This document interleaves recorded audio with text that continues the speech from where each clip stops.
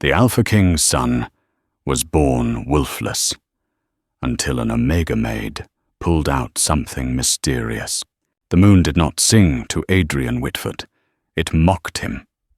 In a kingdom where the shift was the currency of power, the crown prince was a pauper in a palace of gold.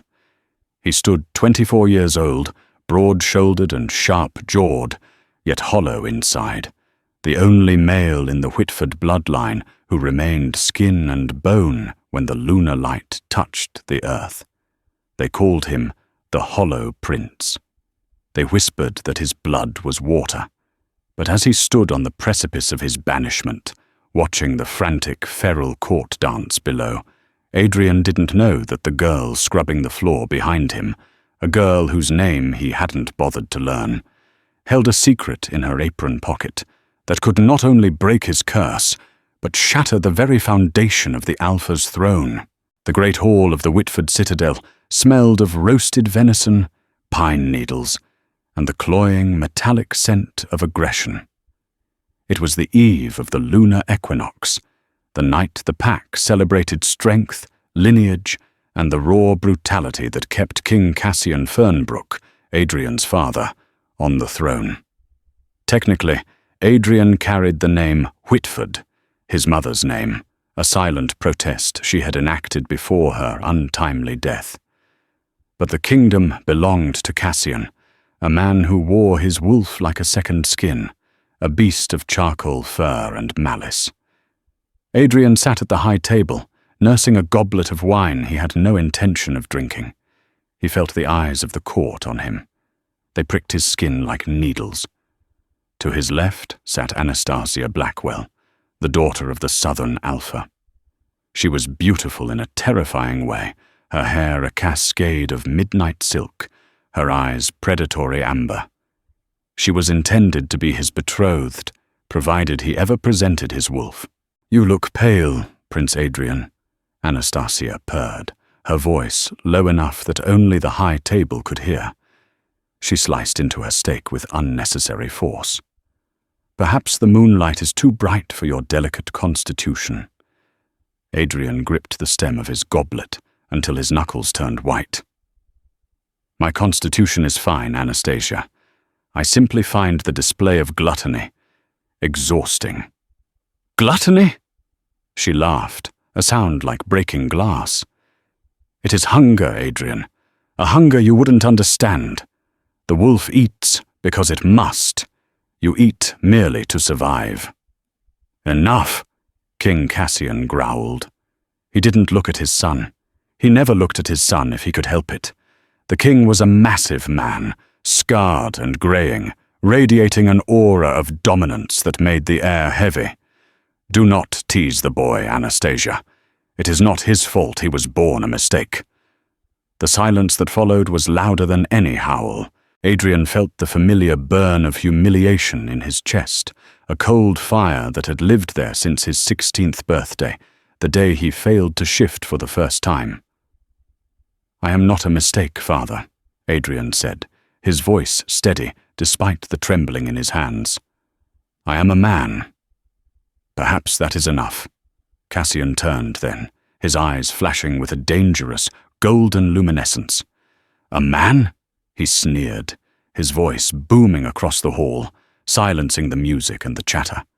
"In this kingdom, a man without a wolf is meat. You are a vulnerability, Adrian, a weakness in the wall, and I am tired of defending you." The king stood, his chair scraping violently against the stone floor. 3 days, Cassian announced, addressing the hundreds of nobles, warriors, and shifters gathered. "The equinox culminates in 3 days. If the prince has not shifted, by the time the moon reaches its zenith on the 3rd night, he will be stripped of his title. He will be exiled to the wastes." A gasp rippled through the crowd. The wastes were a death sentence, a frozen tundra inhabited by rogues and madness.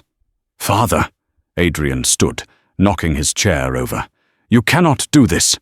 "It is done," Cassian roared, the sound vibrating in Adrian's chest. "Prove your blood, boy, or leave it in the snow." In the shadows of the servants' alcove, nearly invisible against the grey stone, Cordelia Morecrest froze. She held a heavy tray of silver pitchers, her knuckles white. She was an Omega, the lowest of the low, born into a caste of servitude. Her uniform was drab grey, her hair pulled back in a severe bun that hid the natural wave of her chestnut locks. She watched the prince, the man everyone mocked. She didn't see a weakling. She saw the way he calculated the room, the way he held his temper when a lesser man would have snapped. She saw a king who wasn't allowed to rule. Cordelia lowered her eyes as Percival Dunmere, the king's advisor, slithered past her. Percival was a beta, but he had the ambition of an alpha and the cunning of a fox.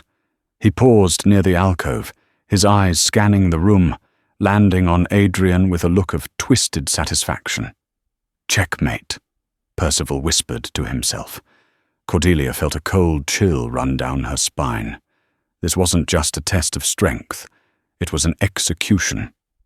She adjusted the apron around her waist, feeling the hard, cold outline of the object hidden deep within the pocket.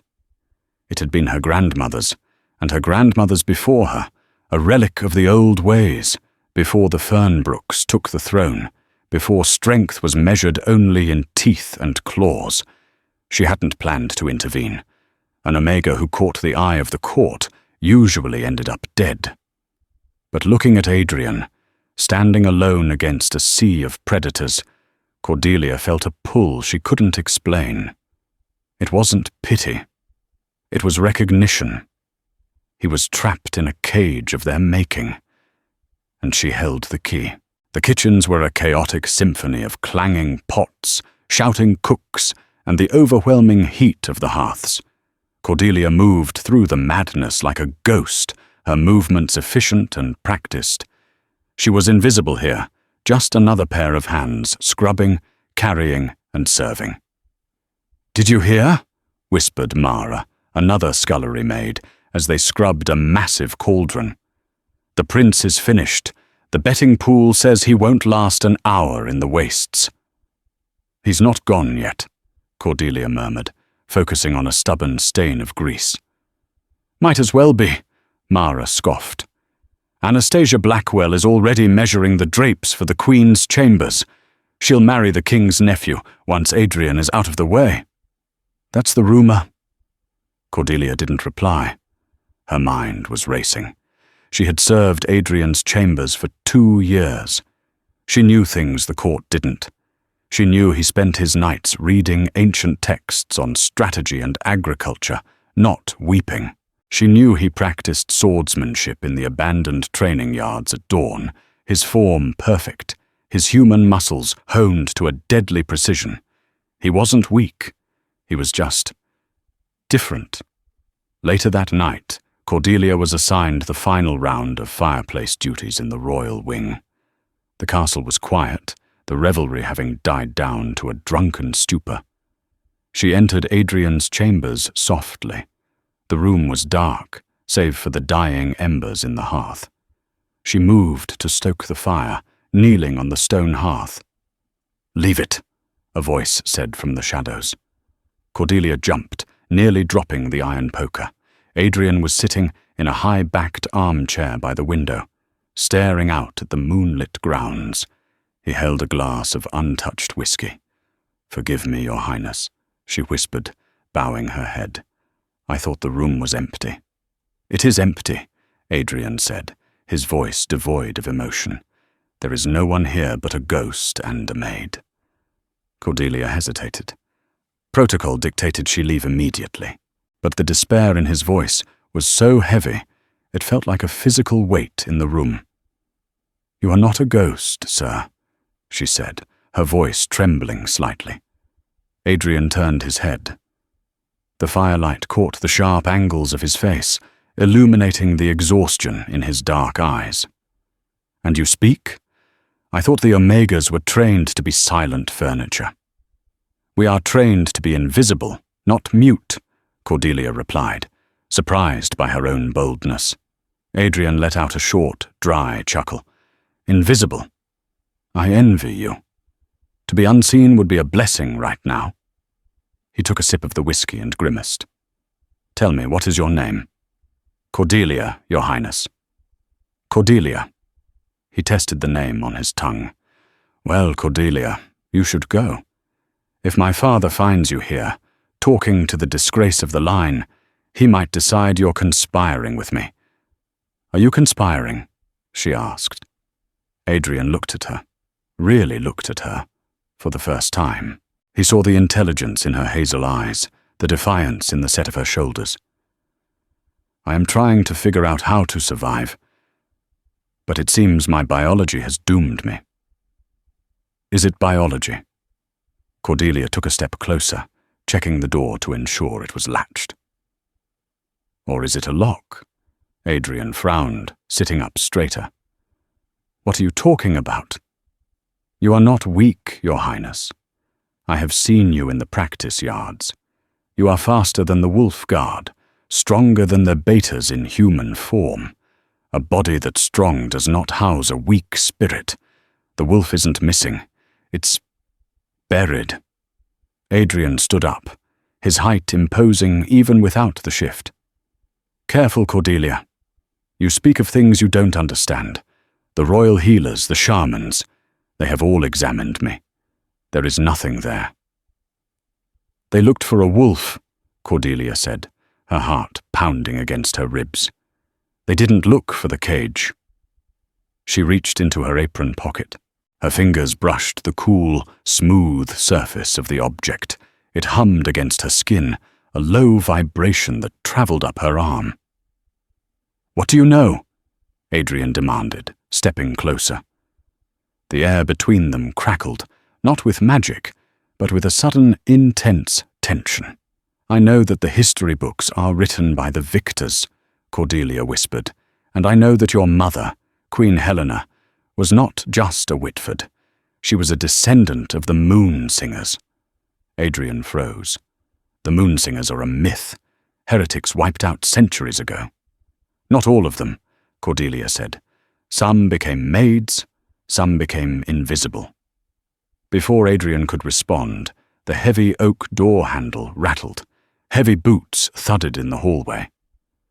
"Hide!" Adrian hissed, pointing toward the heavy velvet curtains of the balcony. Cordelia scrambled behind the drapes just as the door swung open. Through the slit in the fabric, she saw Percival Dunmer enter, followed by 2 of the king's elite guards. "A late night, my prince?" Percival's voice was oily, dripping with false concern. "I am contemplating my exile, Percival. Do you mind?" "Not at all. I merely came to deliver a message from your father. Tomorrow, the trials begin. He wants you to participate in the hunt, as a runner." Cordelia stifled a gasp. The hunt was a brutal training exercise where fresh recruits chased down a target. For the prince to be the prey, it was a humiliation beyond measure. "I understand," Adrian said, his voice cold. "Good. Rest well, Prince. You'll need your energy." Percival's eyes lingered on the room, scanning the corners, before he turned and left, the guards trailing behind him. Once the door clicked shut, Cordelia emerged. Her face was pale. "They mean to kill you during the hunt. An accident in the woods." Adrian stared at the door. "I know." "Then you must use this," Cordelia said. She pulled her hand from her pocket. In the dim firelight, the object in Cordelia's hand didn't look like a weapon. It looked like a piece of jewelry, perhaps a pendant. But it was raw and unpolished. It was a shard of obsidian, jagged and black as pitch, but suspended within the center of the stone was a single, swirling drop of liquid silver that moved with a life of its own. It was bound in tarnished copper wire, twisted into the shape of a howling mouth. Adrian stared at it. "What is that?" "It is a soul anchor," Cordelia said, her voice barely a whisper. She held it out to him, but he didn't take it yet. He looked at it with a mixture of fear and fascination. My grandmother gave it to me before she passed. She served your mother." "My mother?" Adrian's gaze snapped to Cordelia's face. "My mother died giving birth to me. That's why my father hates me. He says I killed the only thing he ever loved." "That is the story he tells," Cordelia corrected gently. "But the Omegas tell a different one. Helena didn't die from childbirth. She died from exhaustion. She used the last of her life force to seal something away." Adrian took a step back, hitting the edge of the windowsill. "Seal what away?" "Your wolf," Cordelia said. "She bound it. She anchored it deep within your soul where your father couldn't reach it." "Why?" Adrian shook his head, denial rising in his throat. "Why would she make me this way? Why would she make me a cripple in a world of warriors?" "Because she knew what your father is," Cordelia said, her eyes fierce. "She knew that if you presented a wolf too early, if you showed the power you truly hold, Cassian would see you as a threat. He kills rivals, Adrian, even his own kin. Look at his brothers, all dead by accidents or rogue attacks. She hid your wolf to save your life, until you were ready."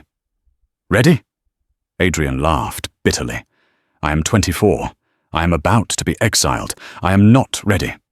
"You are," Cordelia insisted. She stepped forward, closing the distance between them. She grabbed his hand, a forbidden act for a maid, and pressed the obsidian shard into his palm. The moment the stone touched his skin, Adrian gasped. A shockwave rattled through his body, not painful, but profound. It felt like a dormant heart suddenly beating in his chest. The silver liquid inside the obsidian began to glow, pulsing in rhythm with his own blood. "The seal was made with Moonsinger magic," Cordelia explained hurriedly. "This anchor is the key. It draws out the resonance. It breaks the dam." Adrian stared at the stone, his hand trembling. He could feel it, a scratching at the back of his mind, a growl that wasn't a sound, but a vibration in his marrow. It terrified him. "If I use this—" Adrian looked at her, his dark eyes vulnerable. "What will happen?" "I don't know," Cordelia admitted. "But I know that tomorrow, during the hunt, they will come for you. If you run as a man, you die. If you face them, I might still die," he finished. "But you will die a wolf," she said softly. A sudden, sharp knock at the door froze them both. "Open up! Royal Guard!"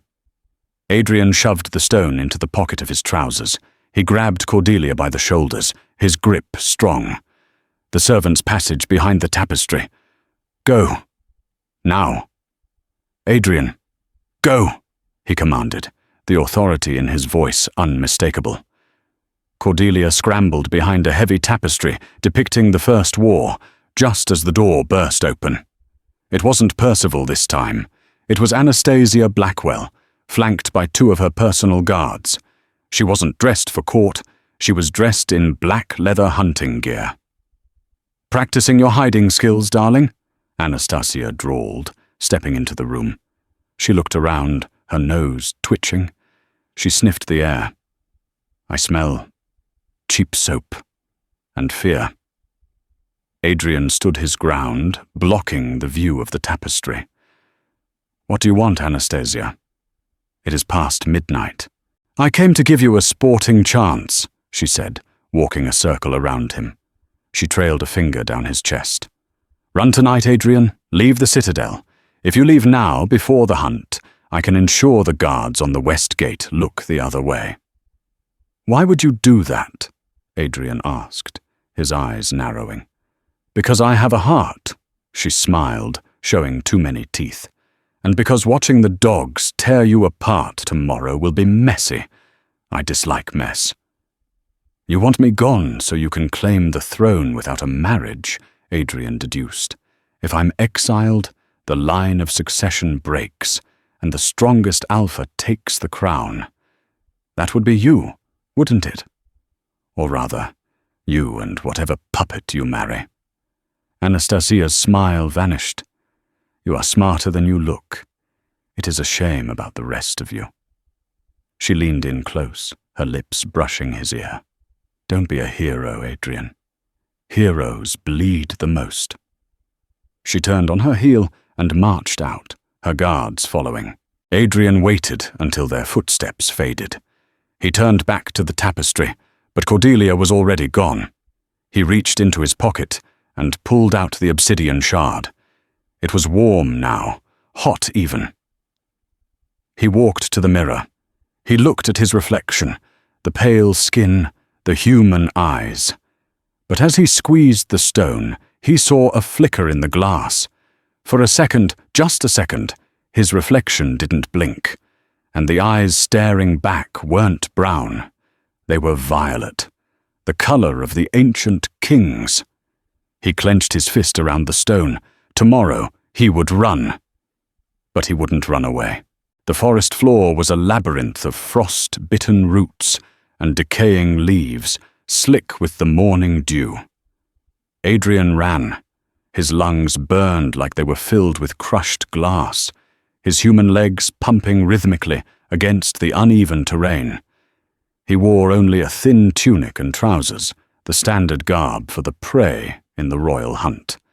Behind him, the baying of hounds and the deeper, guttural snarls of shifting wolves echoed through the trees.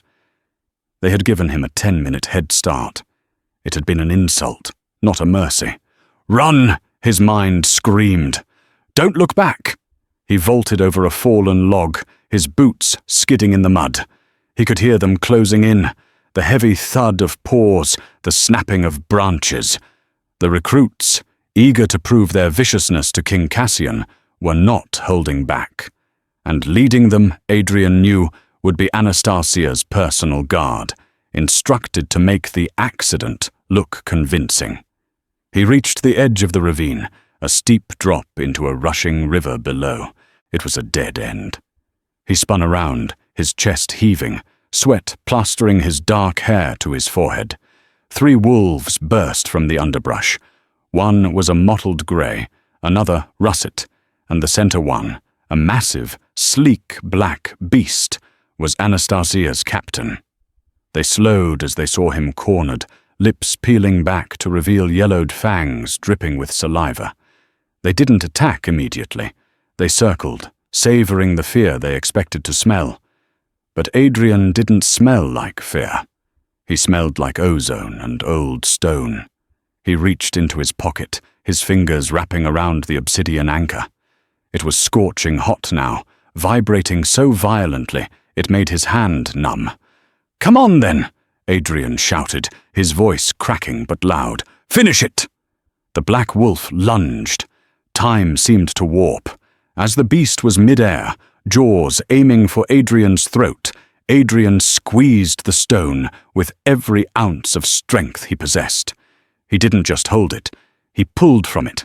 He visualized the cage Cordelia had described, the dam holding back the river. "Break!" he commanded his own soul. A sound like a thunderclap shattered the silence of the woods. It wasn't a noise from the sky, but from within Adrian. A shockwave of pure, violet energy exploded outward, knocking the attacking wolf out of the air and sending it crashing into a tree.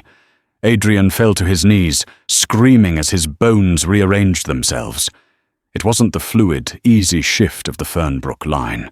It was violent, ancient, and absolute. He felt his spine lengthen, his jaw extend, his skin splitting to release the fur beneath. The pain was blinding, a white-hot fire that consumed his humanity, burning away the weakness, the hesitation, the years of silence. When the light faded, the human prince was gone. Standing on the precipice of the ravine was not a normal wolf. It was a creature of nightmare and majesty. It stood nearly 7 feet tall at the shoulder, dwarfing the other wolves. Its fur was not just black. It was the color of the void between stars, absorbing the light around it. but it was the eyes that made the other wolves whine and press their bellies to the dirt. They were violet, glowing, electric, terrifying violet. The black wolf, Adrian, looked down at his paws, feeling the immense power surging through his muscles. He looked at the hunters. They were trembling, their dominance utterly shattered by the presence of a true alpha. He didn't kill them. He didn't have to. He let out a growl that vibrated in the marrow of their bones, a command that required no translation. Run. The hunters turned and fled, tails tucked between their legs, yelping like pups. Adrian stood alone on the cliff edge. He threw his head back and howled. It was a sound that had not been heard in the kingdom for 300 years, the song of the moon singer's bloodline, a melody of sorrow and conquering strength. The howl rolled over the Whitford citadel like a physical wave. In the great hall, goblets rattled on the tables. King Cassian, who had been laughing at a jest from Percival, froze. His wine glass slipped from his fingers and shattered on the floor. "What was that?" Anastasia whispered, her amber eyes widening. "That," Cassian said, his voice, barely audible, sounded like a ghost. In the scullery, Cordelia dropped the scrubbing brush. She felt it, a pull in her chest so strong it nearly knocked the wind out of her. The soul anchor had done its work. The resonance was complete. "He did it," she breathed. "Did what?" Mara asked, looking around nervously. "Did you hear that noise? It sounded like a monster." "No," Cordelia said, a small secret smile touching her lips. "It sounded like a king." She didn't wait for permission. She untied her apron and ran. She ran through the service corridors, up the back stairs, and out into the courtyard. The castle was in chaos. Guards were shouting, running toward the gates. Cordelia slipped through the confusion, heading toward the training grounds near the forest edge. She knew he would come back. He wouldn't run away. Not anymore. She reached the perimeter, just as the massive black shape emerged from the tree line. The guards on the wall raised their crossbows, shouting in panic. "Hold your fire!" a voice boomed. It was King Cassian. He strode into the courtyard, his sword drawn, flanked by Percival and Anastasia. They stared at the beast approaching them. The wolf walked with a regal, terrifying grace. It didn't snarl. It didn't charge. It simply walked toward the king, its violet eyes locking onto Cassian's gold ones. The gathered crowd gasped. "Violet," someone whispered. "The mark of the first kings." Cassian lowered his sword, his face draining of color. According to the ancient laws even he couldn't ignore, a wolf with violet eyes was chosen by the moon goddess herself. To kill one was to invite a plague upon the pack. The wolf stopped 10 paces from the king. The air shimmered, and with a sickening crunch of bone reforming, the wolf shifted back. Adrian stood there, naked, mud-streaked, and covered in scratches. But he looked like a god. His eyes had not returned to brown. They remained a swirling, luminous violet. "I have returned, Father," Adrian said, his voice rough, layered with a growl. "I believe I have passed the test." Cassian stared at his son, hate warring with fear in his eyes. He slowly sheathed his sword. "You have shifted," he spat, "but a wolf does not make a king. Obedience does." "I am done with obedience," Adrian said calmly. Percival stepped forward, his eyes darting around. "Someone helped him," he hissed to the king. "That shift, it was induced. It reeks of old magic." Adrian's gaze snapped to Percival. The advisor flinched as if struck. "Bring him a cloak," Anastasia commanded, breaking the tension. She walked forward, her eyes hungry as she looked at Adrian's new form. "Cover yourself, my prince. You have quite the audience." A guard hurried forward with a fur cloak. Adrian took it, wrapping it around his shoulders. His eyes scanned the periphery of the courtyard, ignoring the nobles, ignoring his father. He was looking for someone. In the shadows of the archway, he found her. Cordelia stood there, her hands clasped over her heart. Their eyes met. A jolt of electricity arced between them, invisible but undeniable. Adrian felt a sudden, fierce protectiveness wash over him. "Mine," his wolf whispered. "She is the key. She is the calm." He gave her a barely perceptible nod before turning back to the court. "I will take my place at the council tonight," Adrian announced, "and we will discuss the future of my kingdom." He walked past his father, his shoulder checking the king hard enough to make the older man stumble. The court parted like the Red Sea, bowing low, not out of custom, but out of primal fear. The atmosphere in the citadel had shifted from mockery to terror. The servants whispered that the prince was possessed. The soldiers whispered that he was a deity reborn. Cordelia was trying to make herself small in the laundry room, folding sheets with trembling hands. She knew the danger had just increased tenfold. Adrian had exposed his power, which meant the king and Percival would be looking for the source. "You there, girl!" Cordelia froze. Percival Dunamere stood in the doorway, 2 guards behind him. He held a piece of fabric in his hand, a torn strip of grey linen. "This was found in the prince's chambers last night," Percival said, stepping into the room. The scent of lavender and rot rolled off him. "It matches your uniform." Cordelia turned, keeping her face blank. "Many maids clean the prince's chambers, Lord Dunamere." "But only one was seen entering late at night," Percival said, his voice silky. "And only one has a grandmother who was rumoured to practice the forbidden arts." Cordelia's heart hammered. He knew. "I don't know what you mean, my lord." "Don't you?"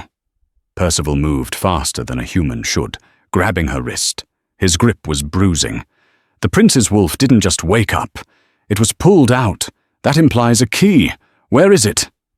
"I am just a maid," Cordelia gasped, trying to pull away. "We shall see." Percival signaled the guards. "Take her to the lower dungeons. We will see what she remembers in the dark." The guards moved to grab her. Crash! The heavy oak door of the laundry room was ripped off its hinges. Splinters flew across the room. Adrian stood in the doorway. He was dressed in a black doublet, the violet of his eyes blazing. He didn't look like the Hollow Prince anymore. He looked like death incarnate. "Let her go," Adrian growled. The sound wasn't human. It was the voice of the Alpha, vibrating with lethal intent. Percival released Cordelia's wrist instantly, stepping back, his hands raised. "Your Highness, I was merely questioning the staff about a security breach." "You were touching what belongs to me," Adrian said, stepping into the room. The temperature seemed to drop 10 degrees. "Belongs to you?" Percival raised an eyebrow, trying to regain his composure. "She is an Omega, Prince, property of the Crown." "I am the Crown," Adrian said. He walked over to Cordelia, placing himself between her and the advisor. He looked down at her, seeing the red marks on her wrist. A vein pulsed in his temple. He turned back to Percival. "If you ever touch her again, Percival, I will not banish you. I will not execute you. I will hunt you. Do you understand?" Percival swallowed hard, pale and sweating. "Perfectly, Your Highness." "Get out." Percival and the guard scrambled over the broken door to escape. When they were alone, the rage drained out of Adrian, leaving him looking exhausted. He turned to Cordelia, his expression softening. "Are you hurt?" he asked, reaching for her hand, but stopping just short of touching her. "I am fine," Cordelia whispered. She looked at him, really looked at him. The change was profound. He was bigger, sharper, his energy overwhelming. But underneath, she still saw the man who sat alone by the fire. "You came for me. You saved me," Adrian said. "I return my debts." "Is that all this is?" Cordelia asked, a daring question. "A debt?" Adrian looked at her hand, then slowly reached out and covered it with his own. The spark was immediate, warm and golden. "No, it is not a debt. When I shifted, when the wolf took over, the only thing that kept me from tearing that forest apart was you. Your scent, it anchored me." Cordelia felt a blush rise to her cheeks. "The king knows about the magic. Percival knows." "Let them know," Adrian said fiercely. "I am done hiding, but you are not safe in the servants' quarters anymore." "Where should I go?" "My chambers," Adrian said. "I am appointing you as my personal valet. You will sleep in the anteroom. No one enters or leaves without my permission." "People will talk, Adrian," she warned, using his name without the title. "Let them talk," he said, stepping closer, his violet eyes searching hers. "Let them scream. I have the power of the ancients now, Cordelia, and I intend to use it to clean this kingdom of its rot." He paused, looking at the door where Percival had fled. "But first," Adrian murmured, "we must survive dinner. Anastasia has invited us to a private feast, and I smell poison in the air." Cordelia gripped his hand tighter. "Then we shall face it together." Adrian smiled, a rare, genuine smile that transformed his face. "Yes, together." Outside the window, the moon began to rise, full and heavy. But for the first time in 24 years, it didn't look down on a hollow prince. It looked down on a wolf who had found his pack of two. The private dining chamber of Anastasia Blackwell was a masterpiece of intimidation. Draped in heavy crimson velvet and illuminated by 1,000 flickering candles, it felt less like a place to eat and more like the inside of a beating heart. The air was thick with the scent of jasmine and roasted quail, but underneath lay the metallic tang of magic, old, binding spells woven into the very tapestries. Adrian sat at the head of the long ebony table, his posture rigid. He wore the black doublet of his station, the silver thread on his collar catching the candlelight. Cordelia stood a step behind his chair, dressed in the crisp, dark uniform of a royal valet, her eyes scanning the shadows. She felt the heavy weight of the obsidian anchor in her pocket, though its heat had subsided into a steady, rhythmic thrum, syncing with the prince's heartbeat. "You aren't eating, Adrian," Anastasia purred. She sat across from him, looking every inch the predator in a gown of shimmering gold silk that clung to her curves like a second skin. "Is the quail not to your liking? Or do you fear I've seasoned it with nightshade?" "I fear nothing from you, Anastasia," Adrian said, his voice calm but layered with the low rumble of his wolf. "But I have no appetite for games. Why did you call us here?" Anastasia laughed, the sound tinkling like silver bells. She signaled a servant to pour more wine. "Us? You speak as if the help is part of the negotiation." Her amber eyes flicked to Cordelia with disdain. "Step away, girl. The adults are talking." "She stays," Adrian said. The candles flared higher for a brief second, responding to his rising temper.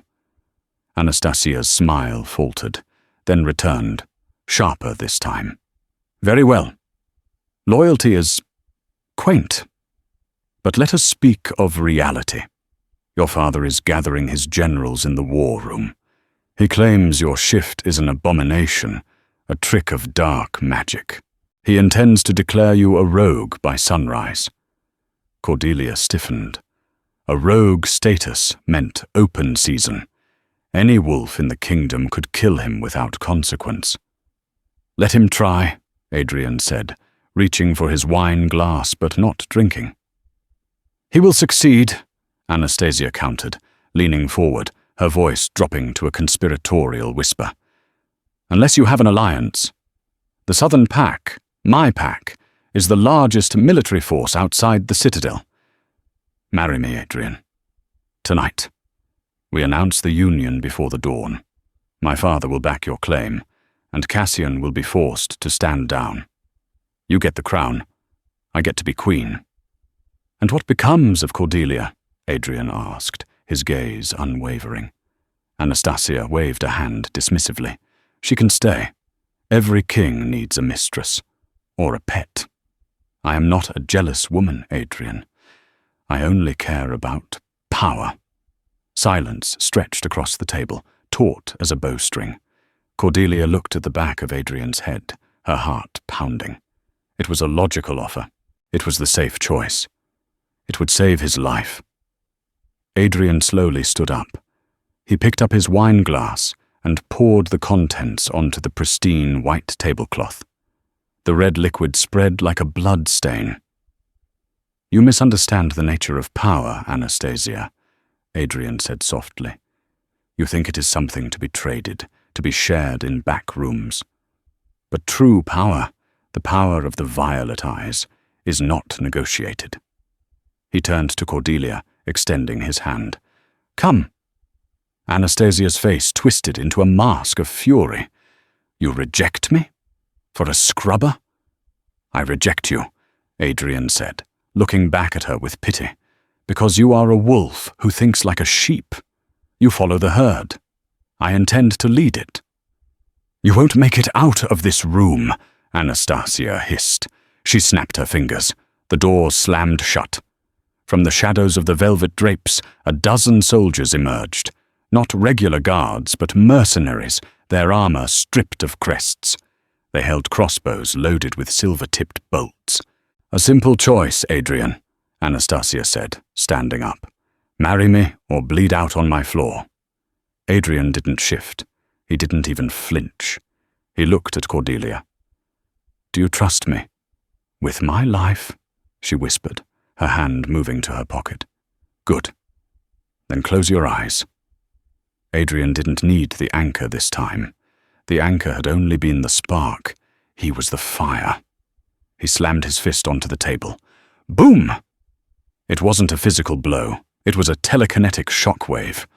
The heavy ebony table split down the middle, splintering into shrapnel that flew outward with the force of a grenade.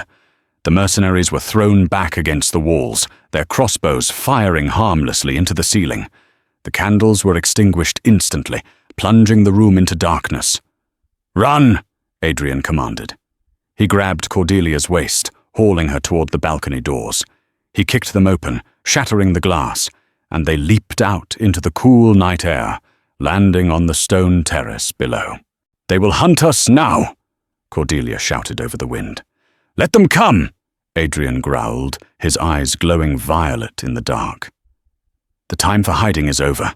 The citadel was a fortress of stone and paranoia. News of the incident at Anastasia's dinner spread like wildfire, twisting with every retelling. By midnight, the rumor was that the prince had turned into a demon and slaughtered the southern delegation. Adrian and Cordelia had taken refuge in the old library, a towering, dusty spire that had been abandoned for decades. It was the one place the soldiers wouldn't think to look. They believed books were for the weak. Cordelia paced the narrow aisles of rotting parchment, her mind racing. "We are trapped, Adrian. Percival has sealed the gates. The king has mobilized the elite guard. We are 2 against an army." Adrian sat at a heavy oak desk, reading a crumbling manifesto he had pulled from a locked shelf. "We are not 2, he murmured. "And this is not an army." He turned the book around. It was a genealogy of the first kings. "My mother didn't just hide my wolf, Cordelia. She hid a legacy. The violet eyes aren't just a mutation. They are a sign of the spirit walker, a wolf capable of commanding not just the body, but the mind of the pack." "Mind control?" Cordelia asked, horrified. "No, resonance. The Alpha King doesn't rule through fear. He rules through connection. My father severed that connection years ago. He rules by breaking the pack. I can rule by healing it." "But how?" "By speaking the truth," Adrian said. "But to do that, I need to get to the bell tower." The bell tower was the highest point in the citadel. It housed the voice of the elders, a massive bronze bell used to call the entire city to assembly. "The tower is guarded by the Night Watch," Cordelia pointed out. "They are the most loyal to your father." "Then we will have to be clever," Adrian said. He looked at her, his expression intense. "I need the anchor, Cordelia." She handed it to him. He didn't use it to draw power this time. Instead, he placed it on the desk and crushed it with the hilt of a dagger. "Adrian!" she gasped. The obsidian shattered, but the silver liquid inside didn't spill. It floated into the air, a shimmering mist of pure energy. "It served its purpose," Adrian said. "It woke me up. Now I need you to guide it." "Me?" "You are an Omega. You are the caretakers of the soul. You have the empathy I lack. Take this mist," he gestured to the floating silver light. "Weave it into a cloak. Make us invisible." Cordelia stared at the mist. She had never done magic, real magic, but she felt the hum of it, familiar and warm, like her grandmother's humming. She closed her eyes and reached out with her mind, imagining the shadows wrapping around them, softening their edges, silencing their steps. The silver mist obeyed.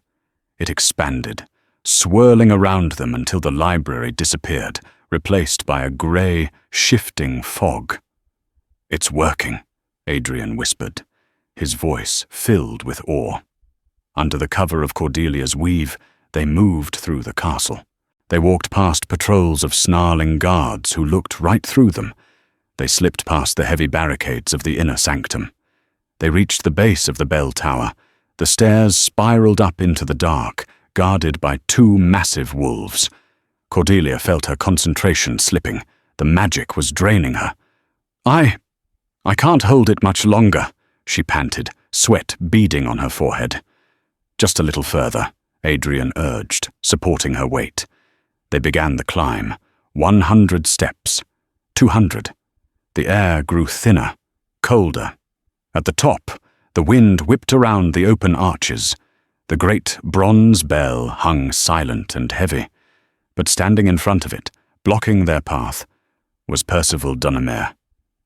He wasn't alone. He held a staff of twisted iron, glowing with a sickly green light. "I knew you would come here," Percival sneered. "Predictable. You want to ring the bell? You want to cry for help?"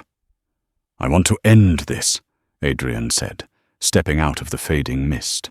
He lowered Cordelia gently to the floor. "Rest now." "So noble," Percival laughed. "But you are too late. The king is already ascending the stairs with the execution squad. You are trapped, little wolf." Percival raised his staff. "And I will take great pleasure in skinning you before he arrives." A blast of green necrotic energy shot from the staff. Adrian didn't dodge. He caught it. He caught the energy with his bare hand, his palm glowing violet. The two forces collided. Green rot against violet purity. The air crackled with ozone. "You are a parasite, Percival," Adrian gritted out, pushing forward. "You have been poisoning my father's mind for years, feeding his paranoia." "I made him strong," Percival screamed, the veins in his neck bulging. "I gave him the power to crush the weak." "No," Adrian roared. "You made him weak." With a surge of power, Adrian crushed the green energy in his fist. He lunged forward, faster than Percival could react, and grabbed the advisor by the throat. He lifted him off the ground, dangling him over the edge of the tower. "Give me one reason not to drop you," Adrian growled. "Because," Percival choked, his eyes wide with terror. "Because without me, the king dies." Adrian froze. "What?" I bound his life to mine," Percival wheezed. "A blood pact. If I die, he dies." Steps thundered on the stairs below. King Cassian burst onto the tower platform, sword drawn, his face a mask of rage. Behind him stood Anastasia and a dozen elite guards. "Let him go!" Cassian bellowed. Adrian looked at his father, then at the worm in his hand. He realized the truth. His father wasn't just a tyrant. He was a puppet. "You bound yourself to a leech, father," Adrian said sadly. He threw Percival back onto the stone floor, hard enough to knock the wind out of him. "I am not here to fight you," Adrian said to the king. "I am here to save you." "I don't need saving," Cassian shouted. "Kill him!" The guards hesitated. They looked at the violet eyes, then at the king. "I said kill him!" Cassian screamed, his voice cracking. Adrian turned his back on the guards. He walked toward the great bell. "Don't you dare!" Cassian warned. Adrian grabbed the heavy iron striker. He looked at Cordelia, who was struggling to sit up. She nodded. Adrian swung the striker. Gong! The sound was deafening. It wasn't just a sound, it was a compulsion. It rang out across the city, vibrating in the teeth of every wolf, human and child. It was the alpha call, the summons that could not be ignored. And with it, Adrian poured his will into the sound. "See," he commanded. "See the truth." The vibration of the bell stripped away the illusions. Down in the courtyard, the soldiers looked at their hands and saw the faint green tethers of Percival's influence fading. In the tower, King Cassian fell to his knees, clutching his chest as the dark magic binding him to Percival began to unravel violently. What have you done?" Cassian gasped, his skin turning grey. "I broke the spell," Adrian said, standing over his father. "The bell amplifies the alpha frequency. It purges foreign magic." Percival shrieked, scrambling backward. His skin was beginning to wither, his youth fading rapidly as the stolen life force was ripped away. "No, I am the architect of this age. I am—" Percival crumbled into dust before he could finish the sentence, his centuries of dark pacts catching up to him in seconds. King Cassian coughed, blood spattering the stone. He looked up at Adrian, his eyes clearing. The golden madness was gone, replaced by the faded brown of a dying old man. "Adrian," he whispered, You have her eyes." "I have her heart, too," Adrian said, kneeling beside him. "Unlike you." I was afraid," Cassian admitted, a tear cutting through the grime on his face. "The prophecy. It said a violet wolf would end the Fernbrook line." "The prophecy was right," Adrian said solemnly.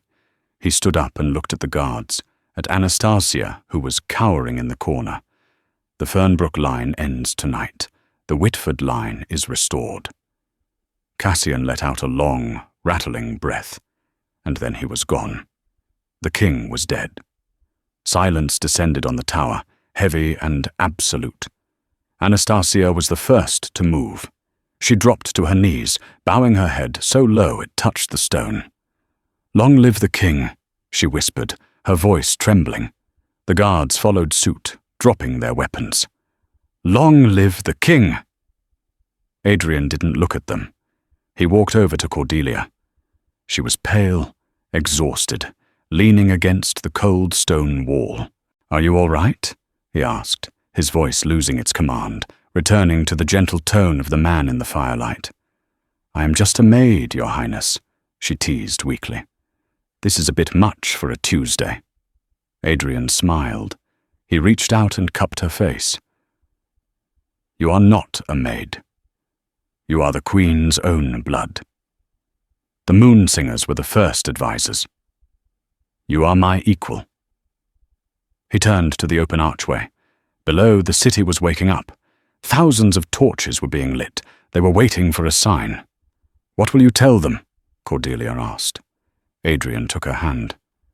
"I will tell them that strength is not about how hard you can bite. It is about who you protect." He led her to the balcony edge. They stood together, silhouetted against the massive silver moon. "Shift with me," Adrian whispered. I can't," Cordelia said. I have no wolf. You don't need a wolf to run with me, he said. Adrian shifted. The massive black wolf stood tall, his violet eyes glowing like beacons. He lowered his head, inviting Cordelia to lean against him. She buried her hands in his thick fur. She looked out at the kingdom, at the snow-covered pines, at the future stretching out before them. For the first time in history, an Alpha King stood not alone, but with an Omega by his side, not as a servant, but as his anchor. The reign of King Adrian Whitford, the first of the Violet Eyes, is written in the history books, not in ink, but in song. He was the king who tore down the walls between the castes.